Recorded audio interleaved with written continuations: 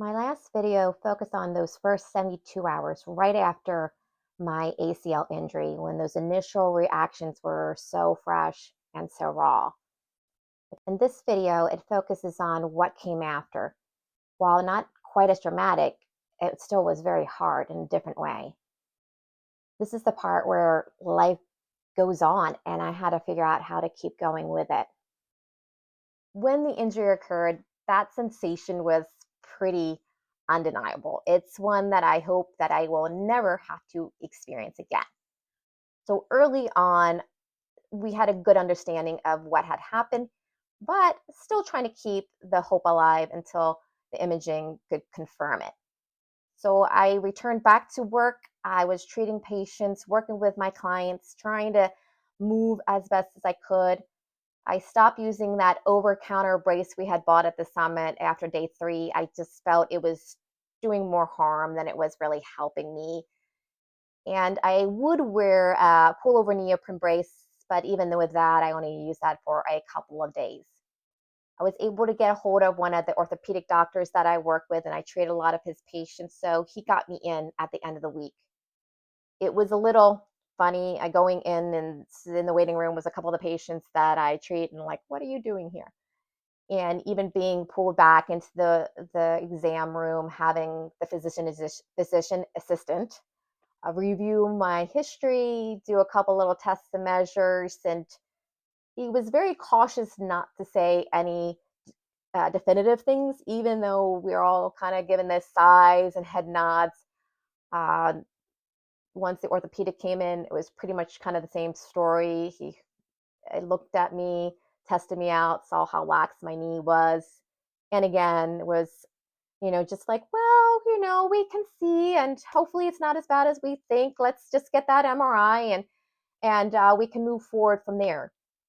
It was as if nobody really wanted to speak the words ACL out loud, kind of like in the movies where they had that word nobody is supposed to say, and if you do, something really, really bad is going to happen. That's how kind of it felt with this. They just were trying to be reassuring and hopeful with me, right or wrong. But at the same time, I think we all knew. As clinicians, we've seen it, we've heard it, and also as clinicians, we also realize just how impactful that can be and the road of recovery, what that can look like. And I think that was a really hard part for me, is going back and forth between those two parts, realizing all the signs and symptoms, what that can look like, what I've seen in my patients, what's all involved, what work can go into that. And yet, being the patient now experiencing it personally and having to actually live and sit in that. I think knowing that had its pros and cons, and that I was able to start my prehab right away. I knew sort of the things to do and to focus on to help maximize my outcomes and really improve that. And at the same time, also knew just how difficult and challenging this recovery can be and how impactful it can be on your life. It's not an easy fix, it's not a quick turnaround. It's going to be something that I'm going to have to continue to work on for a really long time. So we were able to get the MRI scheduled. Took about 2 weeks to get in. Part of that, as I live in the United States, getting authorization takes a little bit of time. And then it was another week to follow up with the orthopedic. So that was almost a month after my initial injury before we were sitting down and reviewing the results of my MRI. So he did pull up my imaging with me and went over them and talked about it. And we sat down and had a really good discussion as to how I wanted to move forward, whether I wanted to continue to treat it conservatively or have surgery, and if surgery, what he felt would be the best grafts for me. We both had an understanding of research, and so we did discuss that a little bit. And he also knew my lifestyle, how active I am, not just as a runner, as a lifter, but even with my work situation. I have to be very active as a physical therapist, as a personal trainer. I'm on my feet all day long. So he was taking a lot of this information into consideration and then ultimately left it up to me. So he said, let's sit on it for about a week. If you have any questions, let me know. And we'll follow up on a phone call in a week. So when we had our phone conversation, I did decide to move forward with surgery.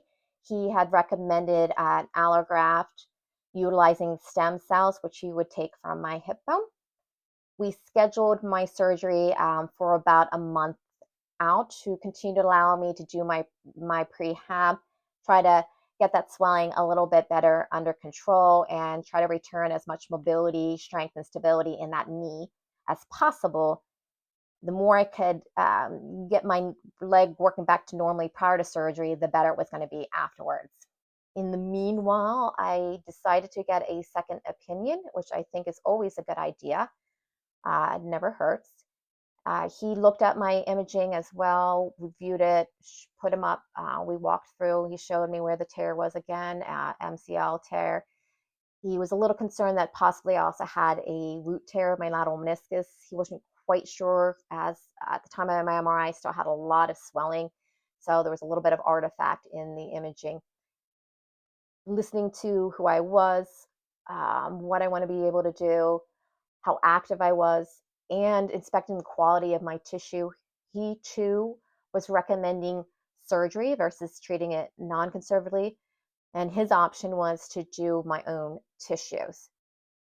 During this whole time, I was also continuing with my prehab. I never stopped doing those things I did from day one. I was really working on strengthening my leg, I from ankle all the way up, strengthening my core, anything that's going to help improve my stability of that leg, get my quad working and firing well early on.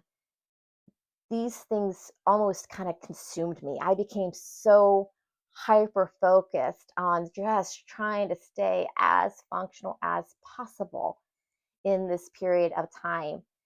Every single morning, I would have to be cautious getting out of bed and how I put weight on it because it would just feel unstable in those first couple of steps.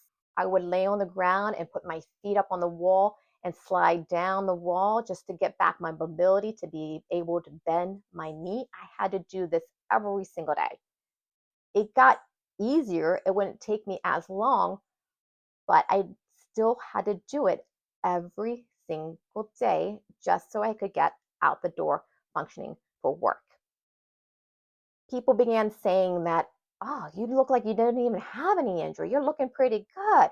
You must be doing pretty well. Yet internally, it was a conscious effort just to put my foot on the ground and push off on it.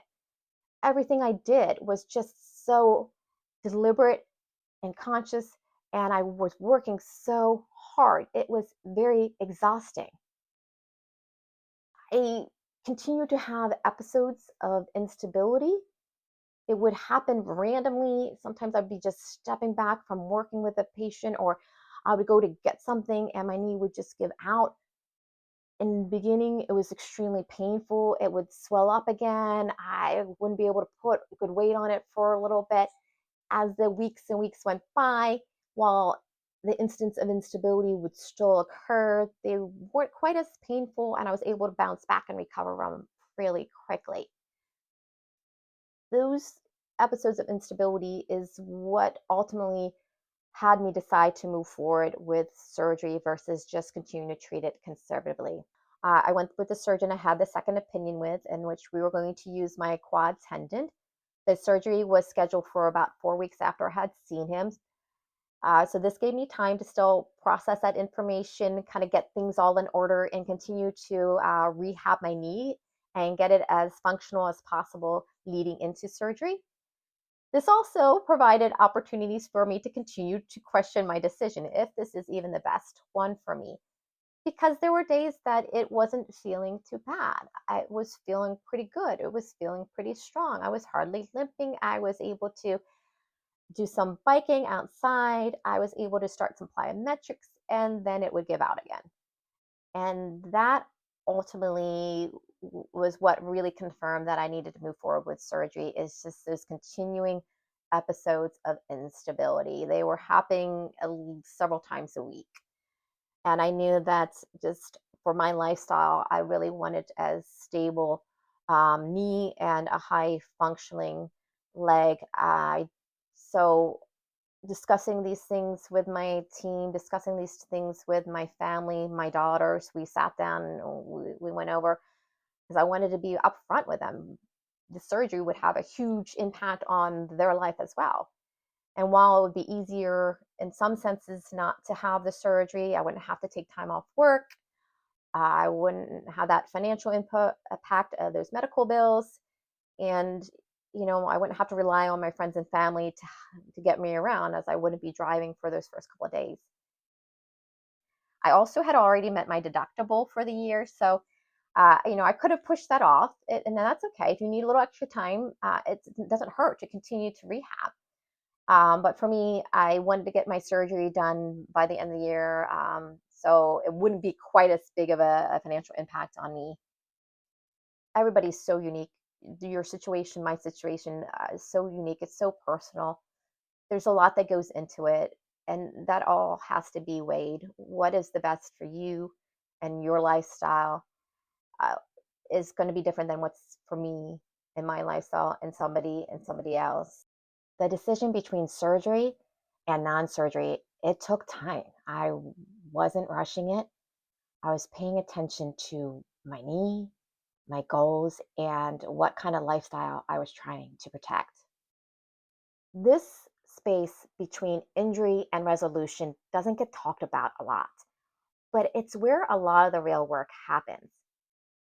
Being strong in this phase does not mean pushing through the pain. It looks like being consistent, protecting function, while trying to stay patient with myself.